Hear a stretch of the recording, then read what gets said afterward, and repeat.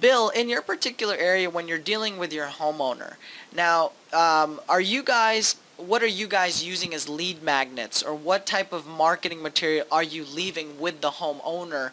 Are you leaving a flyer? Are you leaving any information, or a sheet, for example, of how the numbers work? What are you using with your sellers in your business so that the homeowner knows that they are getting information, they get value, and allows you to build that trust and rapport so that you can get their business at the end of the day? Well, we usually give them, either we let them access our website to tell them what we do, or, a lot of our business is lease options, and we have a follow-up email that we use to show the benefits of doing a lease option. For instance, they get to keep 100% of the rent money. They get to make the final decision on the proper candidate for their property, that as of the tenant buyer.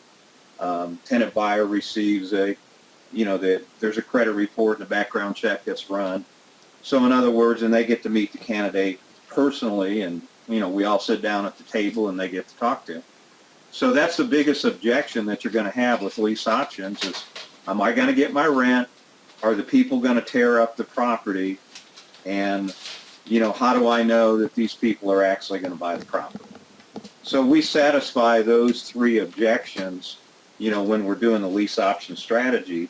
And that usually, peaks this, and especially the fact that they get close to their asking price and they get their full rent.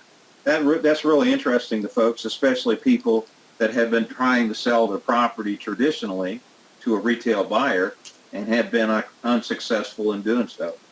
And the other thing that we do, Gil, is your suggestion, which I thought was always a great idea, is one of my last passing comments is in the event that your property doesn't sell, Mr. or Mrs. Seller, to a retail buyer, are you folks just going to rent the property like everybody else in town does when they can't sell?